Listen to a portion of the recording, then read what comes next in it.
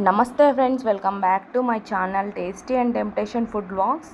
ఈరోజు నేను మీ ముందుకు ఒక మంచి రెసిపీని తీసుకొచ్చాను. అదేమిటి అంటే బీరకాయ పల్లి కారం అండి. బీరకాయ తినని వారు కూడా ఇష్టపడుతూ మరీ తింటారు ఈ బీరకాయ పల్లి కారంని. 100% వారికి నచ్చుతుంది. సో మీరు కూడా ఒకసారి ట్రై చేయండి ఈ రెసిపీని, చాలా బాగుంటుంది. మీరు కూడా ట్రై చేయండి, ఈజీగానే ఉంటుంది ఈ రెసిపీ. ముందుగానైతే ఒక ప్యాన్ తీసుకొని ఇందులో 1 కప్ వరకు పల్లీల్ని యాడ్ చేసుకోండి. వీటిని లో ఫ్లేమ్లో ఫ్రై చేసుకోండి. పల్లీల్ని ఇలా వేయించిన పల్లీల్లో ఇందులోనే కొబ్బరి ముక్కలు లేదా కొబ్బరి తురుము కూడా యాడ్ చేసుకోవచ్చు. వీటిని కూడా లో ఫ్లేమ్లో వేయించుకోండి. ఇవి పక్కకు తీసుకొని ఇందులో కొంచెం ఆయిల్ని యాడ్ చేసుకొని ఇందులో సన్నగా చాప్ చేసి పెట్టుకున్న ఆనియన్స్ని యాడ్ చేసుకోండి. వీటిని కూడా లో ఫ్లేమ్లో ఫ్రై చేసుకోండి. ఇలా ఇప్పుడు ఒక 5-6 నుంచి వెల్లుల్లి రెబ్బల్ని కూడా యాడ్ చేసుకోండి ఇందులో. ఇవి రెండింటిని ఫ్రై ఇలా వీటిని పక్కన పెట్టేసుకోండి. ముందుగా వేయించి పెట్టుకున్న పల్లి అలాగే కొబ్బరి మిశ్రమాన్ని ఇలా మిక్సీ జార్లో యాడ్ చేసుకోండి. అలాగే ఇందులోనే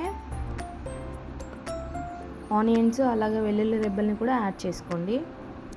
ఇందులో 1 టేబుల్ స్పూన్ వరకు సాల్ట్, అలాగే కారంకి సరిపడా చిల్లీ పౌడర్, అలాగే పసుపు, ధనియా పౌడర్ని యాడ్ చేసుకొని మధ్య మధ్యలో వాటర్ పోసుకుంటూ ఇలా మెత్తని పేస్ట్లా పట్టుకోవాలి.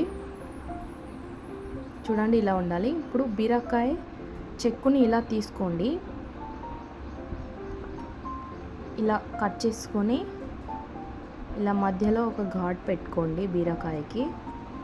ముందుగా మనం మిక్సీ జార్లో పట్టుకున్న పేస్ట్ ఉంది కదా, ఈ పేస్ట్ని ఇలా బాగా దట్టించండి బీరకాయలకి. ఇలా వీటిని అన్నింటినీ కూడా ఇలాగే బాగా పట్టించి పక్కన పెట్టండి. ముందుగా ఒక ప్యాన్ తీసుకొని ఇందులో ఆయిల్ని యాడ్ చేయండి. ఆయిల్ కాస్త హీట్ అయ్యాక ఇందులో జీలకర్ర అలాగే ఆవాల్ని కూడా యాడ్ చేసి వీటిని ఫ్రై చేసుకొని ఇందులోనే ముందుగా మసాలా పట్టించి పెట్టిన బీరకాయల్ని యాడ్ చేసుకోండి. ఇలా మెల్లగా మధ్యలో కలుపుతూ ఉండండి. మూత వేసుకొని ఒక 2 మినిట్స్ కుక్ చేసుకోండి. ఇలా నూనె అనేది ఇలా పైకి వస్తుంది. సో ఇప్పుడు అలా మిగిలిపోయిన బీరకాయ మసాలాని కూడా ఇందులోనే యాడ్ చేసి కొన్ని వాటర్ని యాడ్ చేసి ఒకసారి మిక్స్ చేయించుకోండి మెల్లగా. మళ్ళీ ఒక 2 మినిట్స్ ఇలా మూత వేసి మగ్గించుకోండి బీరకాయల్ని. ఇప్పుడు మెల్లగా ఇలా మిక్స్ చేసుకోండి. ఇప్పుడు మరో నిమిషం పాటు మూత వేసుకొని మగ్గించుకుంటే ఇలా పైకి నూనె అనేది తేలుతుంది. అంతేనండి, కర్రీ రెడీ అయిపోయినట్టే. లాస్ట్గా కొత్తిమీరని యాడ్ చేసుకోండి. అలాగే మూత వేసి ఒక 1 సెకండ్ పాటు ఉంచి ఫైనల్గా కరివేపాకుని ఇలా వేసేసుకుంటే బీరకాయ పల్లి కారం రెడీ అండి. సర్వ్ చేసుకోవడమే. ఇక టేస్ట్ అయితే నెక్స్ట్ లెవెల్ ఉంటుంది. సో తప్పకుండా ట్రై చేయండి ఈ బీరకాయ పల్లి కారంని. పెద్దగా టైం అంతా పట్టదు, చాలా ఈజీగా ఉంటుంది ప్రాసెస్. వంట రాని వారు కూడా చేసేయచ్చు. సో తప్పకుండా ట్రై చేయండి, 100% బాగుంటుంది ఈ మసాలా కర్రీ.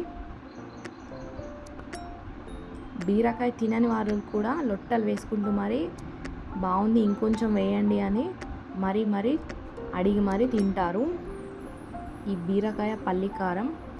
సో తప్పకుండా ట్రై చేయండి.